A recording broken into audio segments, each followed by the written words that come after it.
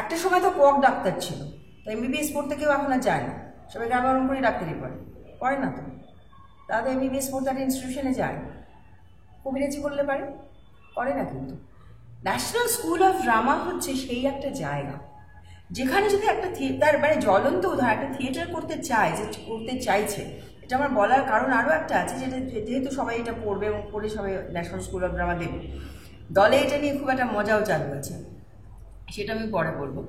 তো এবার national school of ড্রামাতে পড়লে পরে একজন থিয়েটার ওয়ার্কারের পক্ষে, যে থিয়েটারটা করতে চাইছে এবং যার কাছে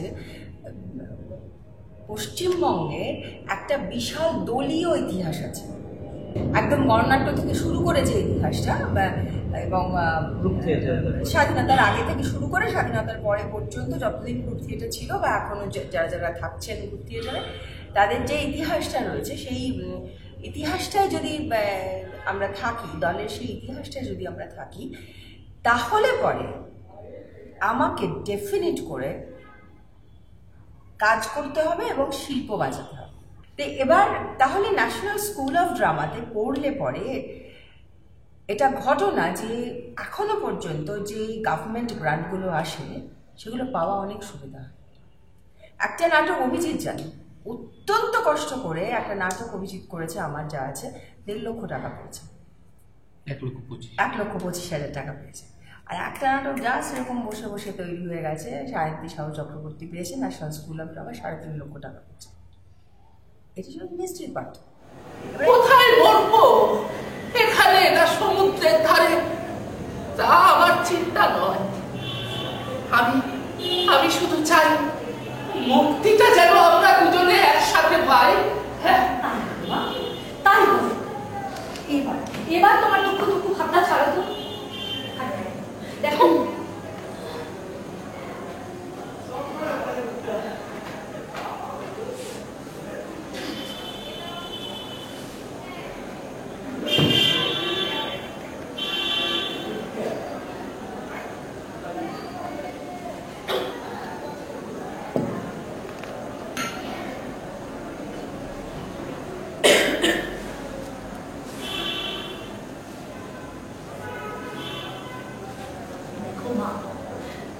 লোকটাকে তো আমরা মারছি না, ও চাইভাবে চুমুক দেবে আর ঘুমিয়ে পড়বে।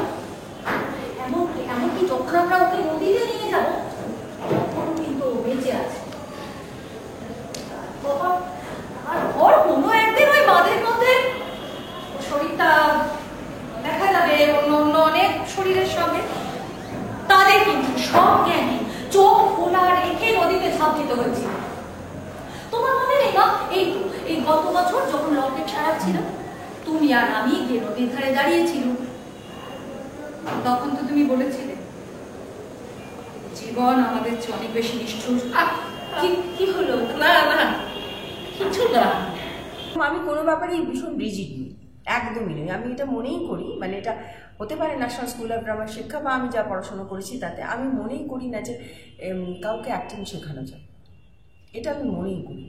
অ্যাক্টিংটা সম্পূর্ণ তো নিজের ভাবনার জিনিস, আর সব শেখানো যায়, ডিজাইন থেকে শুরু করে সমস্ত কিছু। আমি অভিজিৎকে বলে দেবো যে অভিজিৎ তুই এভাবে বল, তুই ওখান থেকে আয়, তুই ওখানটা যা, হয় না।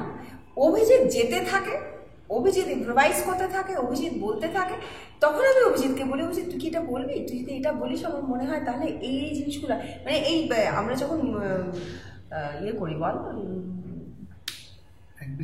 না আমার একটা বিসর্জনে যে যায় রঘুপতি আর জয়সিংহ যায়, তো মানে প্রচুর, মানে কম্পোজিশনে মানে কতবার যে কত রকম করে পরিবর্তন হয়েছে, সেটা ও একরকম করে বলছে, আমি আর একরকম, আমি বলছি একটা, সেটার পরে ও আর এক রকম ভাবছে, ভেবে আবার বলছে, তো তখন তো সেটা আর আমার কিছু থাকলো বলে আমার মনে হয়। তোমাদের যেই স্ক্রিপ্টগুলোকে নিয়ে কাজ করছো, যে টেক্সটগুলোকে নিয়ে কাজ করছো, সেগুলো কিন্তু তোমরা তৈরি করছো। এটা কি সচেতনভাবেই করার কথা, যে তোমার কথা বলতে গেলে তোমার লেখা তোমার স্ক্রিপ্ট থেকে হলেই সুবিধা হয়, এই জায়গাটা থেকে করছো? না আমারটা ঠিক সেটা নয়, না সেরকমটা নয়। আসলে আমরা মানে সত্যি কথা এটা যে দলে যখন আমরা কথা বলি তখন আমরা চারপাশের রাজনীতি বা আমাদের পুরনো নাটক বা আমাদের সম্পর্কগুলো কিভাবে তৈরি হচ্ছে, ভেঙে যাচ্ছে, এই সবগুলো নিয়ে যখন কথা বলতে থাকি তখন কিছু কিছু জিনিস চলে আসে। সেটা যে নাটকে থাকে সেটাই করি, এটা 1 নম্বর। আর দ্বিতীয়ত হচ্ছে যে নাটকটার পয়সা পাওয়া যায়, যে নাটকটা দিলে পরে গভর্নমেন্ট পয়সাটা দিয়ে দেবে, সেই নাটকটা পাঠাই। আন্তিগোনাতে যেরকম হলো, আন্তিগোনাতে জানি আমরা থোড়ি না শিশির দাস জানি, বল শিশির দাস তো আমরা পরে জেনেছি, আমরা জানি। এবার আমাকে শ্রমিকদা বোধহয় হঠাৎ করে জিজ্ঞাসা করলেন, কারিমা জিজ্ঞাসা করলেন আমাকে যে কি তুমি নতুন কি কাজ করছো? শ্রমিকদা আমি ভাবছি আন্তিগোনা। আর তারও আগে আমাদের দলে সেজুতি, যে এখন ন্যাশনাল স্কুল অফ ড্রামায় পড়তে গেছে, সেজুতি তুমি কিন্তু প্রজেক্ট দিলে না, এবার কিন্তু কিছু যাবে না, এবার কিন্তু পয়সা পাবে না, এবার কিন্তু বিনা পয়সায় নাটক করতে হবে। প্রতিদিন এরকম করে যাচ্ছে যে কি হোক তুমি দেবে না তো, যাই দেবো দেবো, আন্তিগোনা লিখে দে না, জিসটা করে পাঠিয়ে দে না। কি লিখবো আমি? আরে কিছু তো একটা লিখে দে, ও তো এরকম করে দেখবে না লাইন বাই লাইন, কি লিখে দে একটা কিছু। এই করতে করতে সৌমিকদা জিজ্ঞাসা করলেন কি করবে, তো সৌমিকদা, আমি বললাম যে আন্তিগোনা। সঙ্গে সঙ্গে সৌমিকদা বললেন শিশির দাস করো কিন্তু। আমি শিশির দাস? হ্যাঁ শিশির দাস। এবার এইটুকু বলাতেই সৌমিকদা মানে লম্বা একটা বক্তৃতা দিয়ে দিলেন প্রায় 15 মিনিট, যে শিশির দাসে কী আছে, কেন শিশির দাস করতে হবে, কেন যা আনিল করতে হবে না বলে সৌমিকদা আমাকে একদম 15 মিনিটের একটা সুন্দর ক্লাস নিয়ে নিলেন। এবার আন্তিগোনা করতে শুরু করলাম আমরা। আন্তিগোনা শিশির দাস করতে গিয়ে তো আমরা নিজেরাই বোকা হয়ে গেলাম। বল, গোটা নাটকটা হচ্ছে মানে গণতন্ত্রের বিরুদ্ধে একটা বিশাল রকম কথা বলে। সেটা যখন আমরা কথাটা বলতে যাচ্ছি তখন আমরা প্রতিদিন দেখছি যে আমাদের শ্রাদ্ধের প্রয়োজন হচ্ছে, বা শ্রাদ্ধের মন্ত্রের প্রয়োজন হচ্ছে, আমাদের সন্ধ্যেবেলায় তুলসী মঞ্চে প্রদীপ দেওয়ার গান দরকার পড়ছে, উলুধ্বনি দরকার পড়ছে, শঙ্খধ্বনি দরকার পড়ছে, সেগুলো হচ্ছে।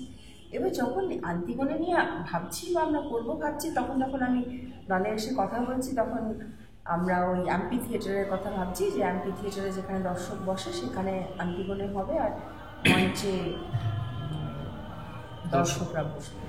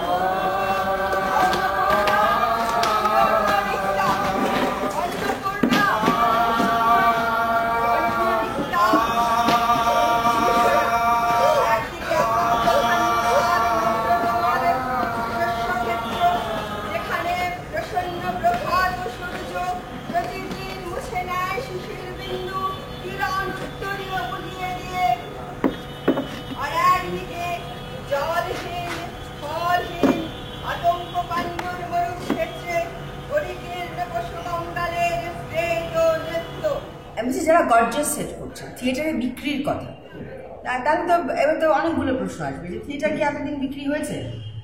শেক্সপিয়ারের সময়ও কি থিয়েটার বিক্রি হতো? প্রচুর পয়সা পেতো থিয়েটারের লোকজনরা, প্রচুর টিকিট কাটতো লোকে, হাউসফুল হতো। কাদের দিয়ে হাউসফুল হতো?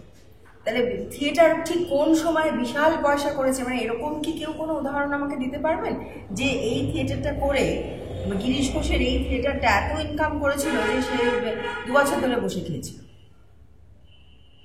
কখনো করেনি।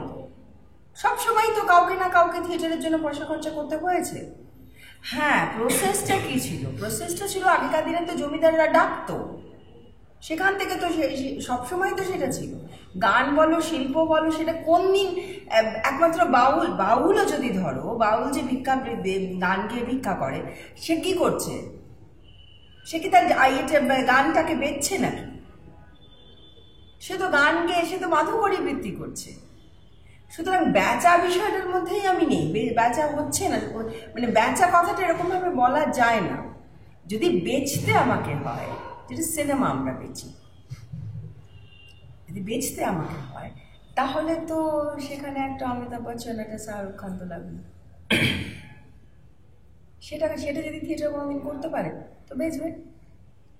সুতরাং বেচার ওদিকেই আমার মনে হয় না যে আমিও কখনো দল থেকে কোনো বেচার ফিডব্যাক পেয়েছি আর কি, যে আমাদের বেচতে হবে বা আমাদের ওখানটায় যেতে হবে, আমাদের ওখানটা করতে হবে, আমাদের সেটার জন্য ভাবতে হবে। আমরা কখনো ভাবিনি। কারণ বেজে ওঠে পঞ্চমেশ্বরে একাডেমিতে সকাল 10টায় 2জন দর্শক ছিল, একদম 2জন দর্শক ছিল একাডেমিতে সকালবেলা।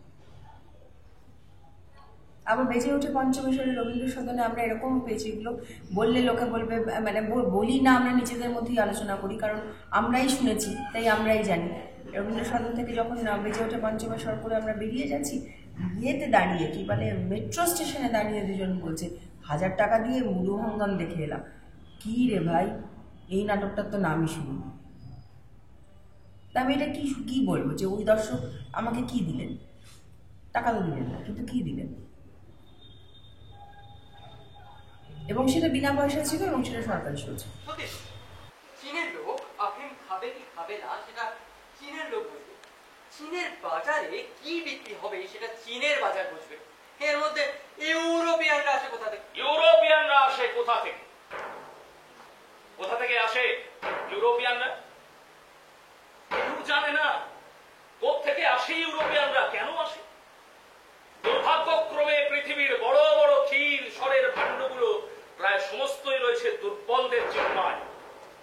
এক্ষুনি এখানে কতগুলো দেশের নাম বলা হচ্ছিল, যেমন চীন, আফ্রিকা, লাতিন আমেরিকার বিভিন্ন দেশ, যেমন কিউবা, যেমন ভিয়েতনাম, যেখানে শক্ত পাহারা, সেখানে লোক দমন করতে বেশি চেষ্টার প্রয়োজন হয় না।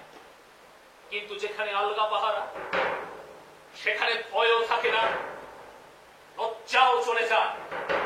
আর যতদিন এই লোভ রয়েছে, পৃথিবীতে শান্তি আনে পিস কনফারেন্সের এমন সাধ্য নেই। শান্তি, শান্তির দাবি সত্যি সত্যি কে করতে পারে? ত্যাগের জন্য যে প্রস্তুত, লোভেরই জন্য, ভোগেরই জন্য যাদের 10টা আঙুল অজগরের 10টা লেজের মতো কিলবিল করছে, তারা শান্তি চায় বটে, কিন্তু তা ফাঁকি দিয়ে, দাম দিয়ে। যে শান্তিতে পৃথিবীর সমস্ত ক্ষীর শট পাটি চেটে নিরাপদে খাওয়া যেতে পারে, সেই শান্তি। সুতরাং বেচা বিষয়টা না আমার কাছে, আমি ওই দিকটা কখনো সত্যি কথা বলতে কি বেচা বিষয়টা নিয়ে আমরা ভাবি না। আমরা সত্যি বেচা বিষয়টা নিয়ে ভাবি না। আমরা ভাবি আমাদের কাছে যে টাকাটা আছে, গভর্নমেন্টের থেকে আমরা একটা গ্রান্ট নিই। গভর্নমেন্টের থেকে গ্রান্ট নিই মানে গভর্নমেন্ট তো তার পূর্বপুরুষের সম্পত্তি আমাদের দেন না। একদমই তাই, একেবারেই তাই। ডালটা যে কিনছে, 100 ডালও যে কিনছে, সে আসলে গভর্নমেন্টকে 3টে টাকা দিচ্ছে। সেই টাকাটা গভর্নমেন্ট ফিরিয়ে আমাকে 2 টাকা দিচ্ছে। সুতরাং আমার ওই 2 টাকাটা ঠিক করে আমাদের খরচা করতে হবে, এবং সেই খরচাটা আমরা কিভাবে করি সেটা তো আমরা জানি। আমরা এই কথা কাউকে বলতেও যাই না, কিন্তু আমরা একটা কথা সবসময় সবাইকে বলি এবং চিৎকার চেঁচামেচি করেই বলি যে আমাদের ডাকবে, আমরা যাওয়া আসা থাকা এইটুকু পেলেই আমরা থিয়েটার করব, আমরা বাচ্চাদের সাথে ওয়ার্কশপ করব। এবং আমরা যাই, গোকর্ণতে যে আমরা গেছি, কীভাবে থেকেছি বল, 3-4 দিন আমরা গোটা দল গিয়ে গোকর্ণতে থেকেছি। একটা বাথরুম কেউ কল্পনাই করতে পারে না এখানকার থিয়েটারের লোকের, কেউ ভাবতেই পারে না। থিয়েটারে এখন খুব চর্চা হয় যে থিয়েটারের লোকদের রেওয়াজ করতে হয়। সত্যি তো থিয়েটারের লোকেরা রেওয়াজ করে, কটা দল আমাদের মতো রেওয়াজ করে। আমরা যে 21 তারিখে যে নাটকটা করবো তার জন্য আমাদের 4-5টা গান, একটা কবিতা আর 2টো কম্পোজিশন, তেমনি রিহার্সাল করতে হবে। যদি আমরা সংলাপও না করি, তারপরে তো আমাদের রেগুলার গানের ক্লাস আছে, নাচের।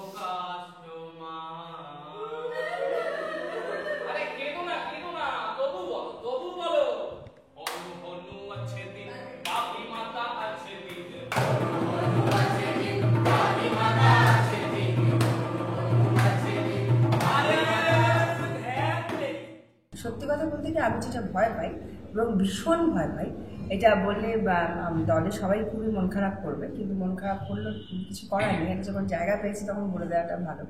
সেটা হচ্ছে যে আমি ভীষণ ভয় পাই যে এটা একটা প্রচণ্ড পরিশ্রমের জায়গা, প্রচণ্ড কষ্টের জায়গা, মানে বিশেষ করে অভিনীত নাটক করা। এটা মানে আমরা যারা করি আমরা তারা প্রত্যেকে জানি, সমস্ত দিক থেকে, মানে শুধু টাকা পয়সার দিক থেকে না, টাকা পয়সার দিক থেকে, জায়গার দিক থেকে। ধরুন এই যে জায়গাটায় বসে আছি, যে কোনো মুহূর্তে কেউ এসে বলতে পারে যে না এখানে আর নাটক করতে পারবে। এটা আমরা প্রতিদিনই এই ভয়টা পাই, যে বলবে যে না কাল থেকে নাটক করবে, এখানে আর করতে পারবে। তখন আমাদের জায়গা বুঝতে হবে। সত্যি তো আমরা এই জায়গাটা প্রায় বিনা পয়সায় পাই, খুব কম পয়সা দিয়ে এই জায়গায় আমরা অভিনয় করতে পারি। তাহলে এই জায়গাটা চলে যাওয়ার একটা ভয়। এটা ছাড়াও যখন কেউ চলে যায় বা আমার মনে হয় ও চলে যাবে, একদিন এলো না, মনে হলো যে ও কি আর আসবে না, এইটা ভীষণ কষ্টের। এটা ছাড়া অন্য কোনো কষ্ট, কারণ এই গিরিশ মঞ্চে 4 জন এলো কি এলো না, এটা দিয়ে সত্যি আমরা চিন্তা কে আসলে কালকে আর আসতে পারবে, আর কী কারণে আসতে পারবে না। যদি সে ফিনান্সিয়ালি কিছু সমস্যার মধ্যে থাকে বা যদি সে পারিবারিক কোনো সমস্যার মধ্যে থাকে, তাহলে অন্তত আমরা গিয়ে বলতে পারবো যে আচ্ছা এটা দেখি, আচ্ছা দেখা যাক আমরা ভাগ করে খেতে পারি।